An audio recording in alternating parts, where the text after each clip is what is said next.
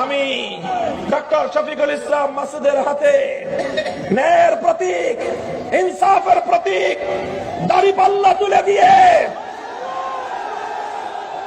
এদেশের আলেম সমাজের পক্ষ থেকে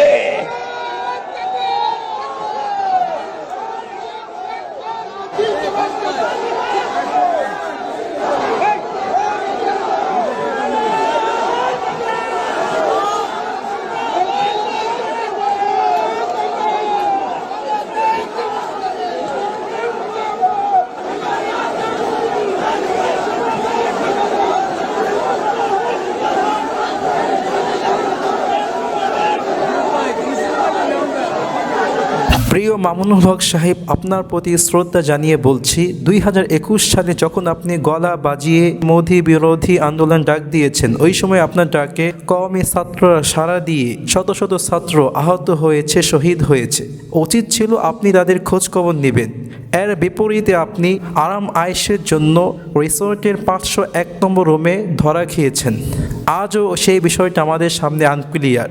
এর মাধ্যমে আপনি উলামায়ে দেওবন্দের সম্মান নষ্ট করেছেন, উলামায়ে আহলে হকদের মান সম্মান ক্ষুণ্ণ করেছেন। রিসেন্টলি আপনি জামাতের সাথে জোট বেঁধে জামাতের জন্য আপনি আলিমদের পক্ষ হয়ে ভোট চেয়েছেন। ঠিক ইন দ্য সেম ওয়ে আপনি এর মাধ্যমে আলিমদের মান সম্মান আবারও নষ্ট করে দিলেন, উলামায়ে দেওবন্দের মান সম্মান মর্যাদা সব ধূলিসাৎ করে দিয়েছেন। আপনার জোটের প্রধান দলের লোকেরা ভারতের সাথে এখন গোপন মিটিং করে, আমেরিকানদের সাথে গোপন মিটিং করে। আপনার সেই গলার আওয়াজ কোথায় সত্যের ব্যাপারে? আপনি এখন অসত্যকে সত্য বলে চালিয়ে দিচ্ছেন, অসত্যকে এড়িয়ে চলছেন। যখন মানুষ ক্ষমতার প্রতি লোভী হয়ে যায়, ক্ষমতার প্রতি অন্ধ হয়ে যায়, ক্ষমতা পীর হয়ে যায়, ওই সময় মানুষ সত্যকে আর খুঁজে পায় না, অসত্যকে সত্য বলে চালিয়ে দেয়। তাই আমি মহামান্য হেফাজতের আমির আল্লামা মহিবুল্লাহ বাবুনগরী সাহেবের কাছে বিনীত অনুরোধ জানাচ্ছি, আপনি এখনই মামুনুল হক সাহেবকে হেফাজতের সমস্ত পদ থেকে বরখাস্ত করেন।